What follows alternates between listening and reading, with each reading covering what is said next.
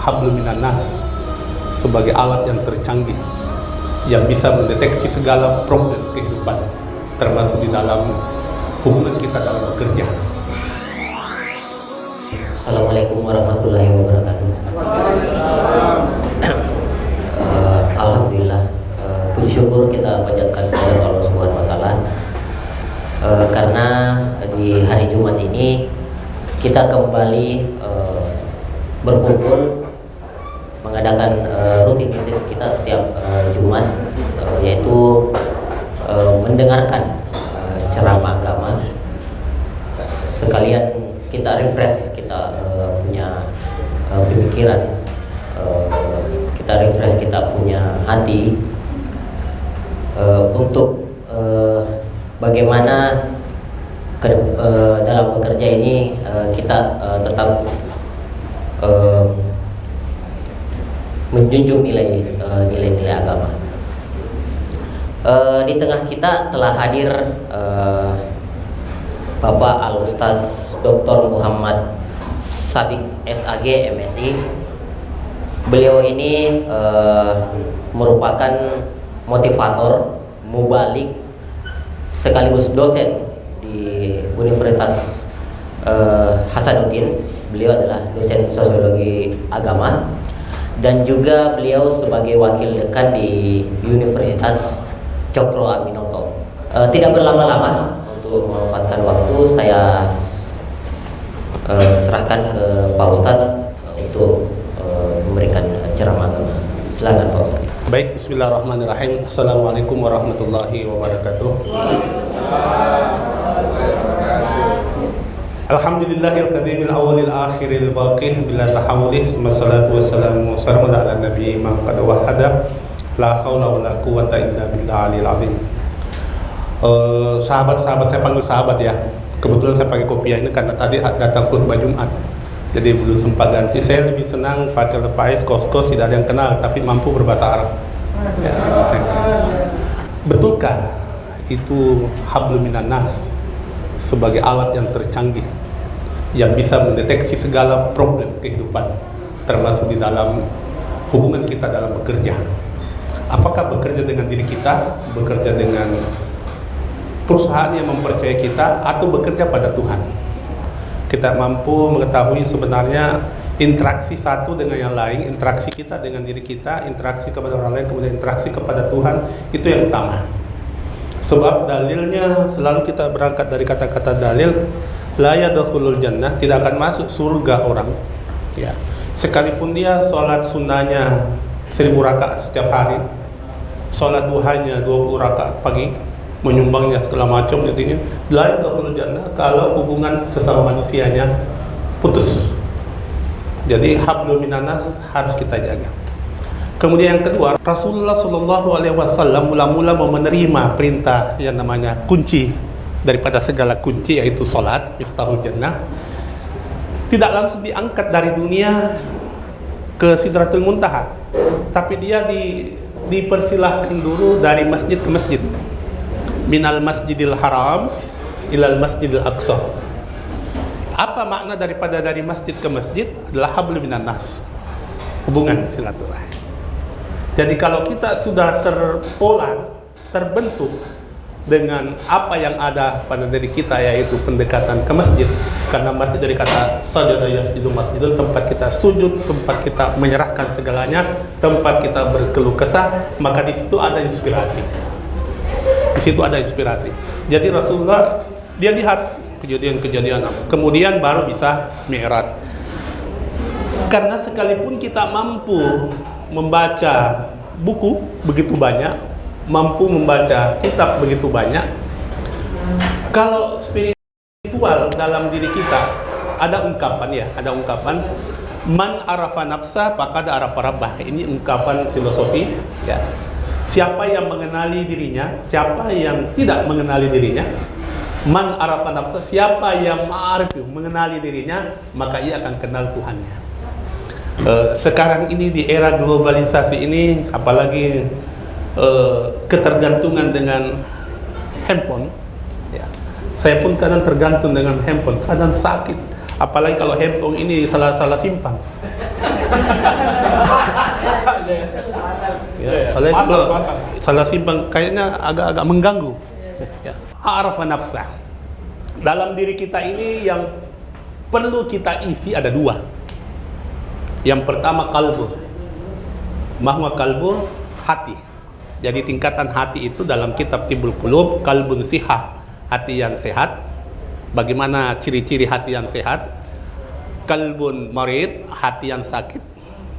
Kalbun mayitun, hati yang sudah mati. Ya, kemudian itu kebutuhan rohania kita melalui sentralnya kalbu.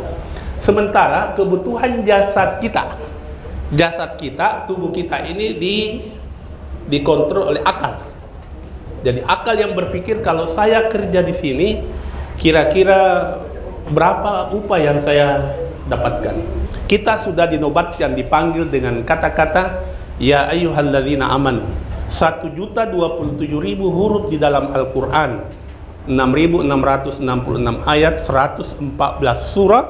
Ada 2 huruf yang saya dapatkan dari guru saya, itulah barakah. Apa itu? Iya aleku ikobah. Buktikan keberkahan daripada iya aleku ikobah. Tapi jangan dipakai lain, karena tetap dipakai tapi harus diputus dengan doi. Jadi harus ada doi. Jadi tidak bisa jadi kalau tidak ada doi. Fabi ayyi ala rabbikuma tukadziban. Ayat ini menunjukkan kepada kita, amanahlah kamu kepada yang diamanahkan. Nikmat Tuhanmu yang mana lagi yang kau mau dustakan? Kapan kita ingkar, maka kita makan uang haram. Itu bahasa kasarnya. Bahasa ini nih. Tapi kalau dimodifikasi sedikit, macet ki. Jadi bagaimana mengawalinya? Yang pertama sekali, a'arafa nafsa, bagaimana kita mengenali diri kita. Jagalah pondasi pertama yang ada pada diri kita. Apa itu? Tahara. Dalam tahara ada namanya istinja. Saya belum begitu yakin kalau teman-teman semua di sini masih ada yang tidak kencing berdiri. Termasuk saya. Hampir setiap hari berapa kali kita kencing berdiri. Kita sudah hebat berdebat soal ini, tapi kontrol pada diri kita, kencing berdiri masih terabaikan. Kalau kita mengatakan sudah betul-betul bersih, coba ambil tisu bungkus itu baco, masukkan dalam sarungnya, dalam kandangnya, melangkah 5 kaki saja ke depan, kemudian kembali lagi, kemudian buka itu tisu, cium, ada enggak bau kencing? Kalau ada bau kencing, itulah terjadi setiap hari pada diri kita. Kemana sholat kita selama ini? Karena orang yang dalam celananya kena najis kencing, tidak sah sholatnya. Karena barakah, lagi-lagi barakah. Kalau barakah mau dilirik mudah sekali, tapi susah melaksanakannya. Itu satu. Yang kedua, dalam 1 minggu berapa kali kita junub? Berapa kali kita junub dalam 1 minggu? 3 kali? 3 kali. Kalau perempuan sekalipun gadis minimal 1 minggu dalam sebulan, dia tanya. Persoalannya adalah, sudah benarkah diri kita menghilangkan junub kita itu? Berarti begitu kita menyentuh, yang mana kita duluan, apakah berwudu, apakah sepotong atau sebenarnya, sudah tersentuhkah semua air bersih seluruhnya, ataukah baru sepotong kita basah langsung pakai sampo, langsung pakai sabun? Berarti tidak.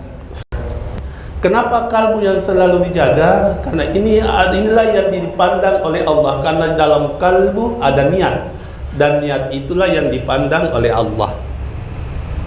Jadi di dalam melakukan sesuatu, apakah karena kita betul-betul lillahi ta'ala untuk kebaikan kepada kita-kita yang ada di sekeliling kita, atau karena hanya ingin mendapatkan pujian.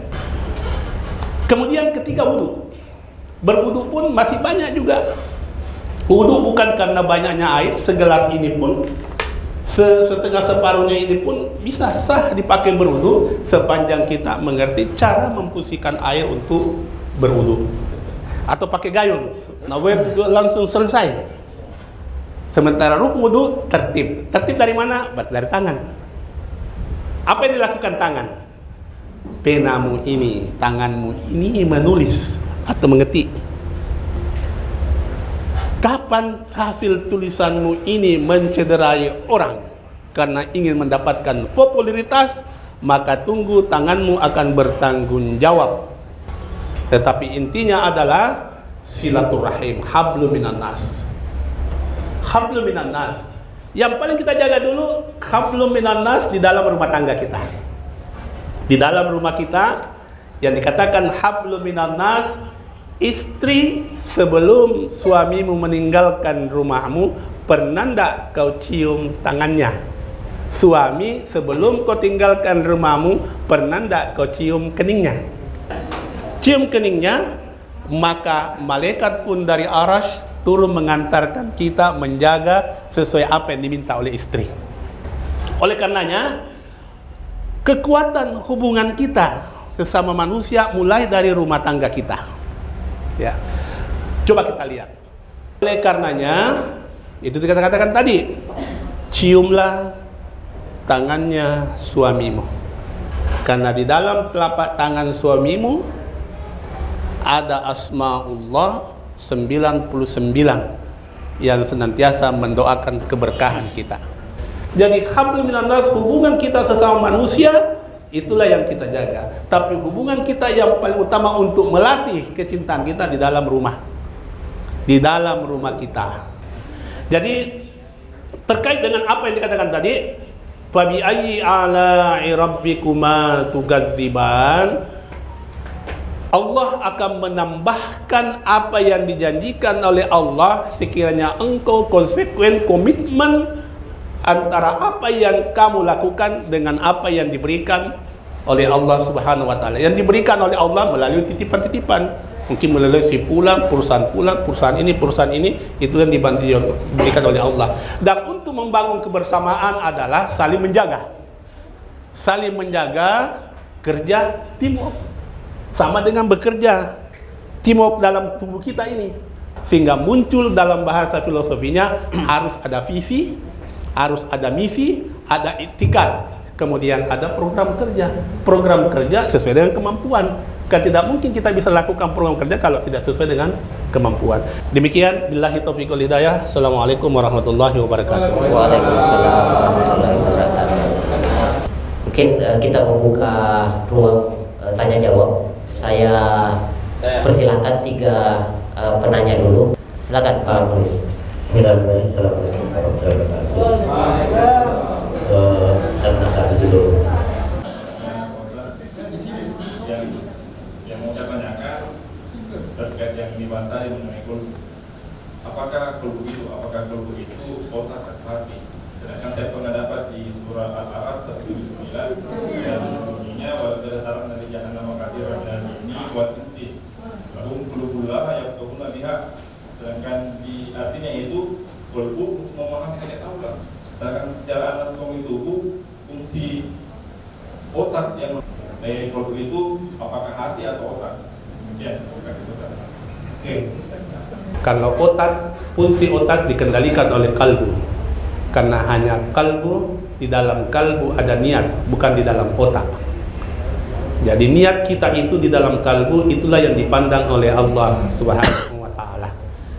Tapi secara fisik, ya, bukan secara ruhaniyah, secara fisik semua saling menopang.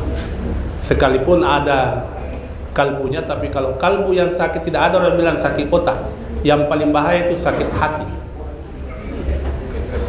Kalau ada orang yang sakit otak masih belum belum berpengaruh, tapi kalau ada sakit hati, kenapa sakit hati? Dia rebutki apa yang saya suka, sakit hati. Ya, terima kasih Ustaz. Ya, sekali lagi luar biasa apa yang disampaikan oleh Pak Ustaz Dr. Muhammad Sabik. Karena kita dibatasi oleh waktu, jadi walaupun sangat singkat waktunya, tapi banyak hal yang bisa kita dapat hari ini. Sekali lagi Ustaz, terima kasih banyak untuk waktunya hari ini. Mungkin kita akhiri penyegaran SDM untuk hari ini. Sampai ketemu di penyegaran SDM berikutnya. Dan untuk pemirsa channel YouTube Harian Fajar, jangan lupa di like, komen, dan subscribe channel YouTube Harian Fajar Official. Terima kasih. Assalamualaikum warahmatullahi wabarakatuh. Waalaikumsalam.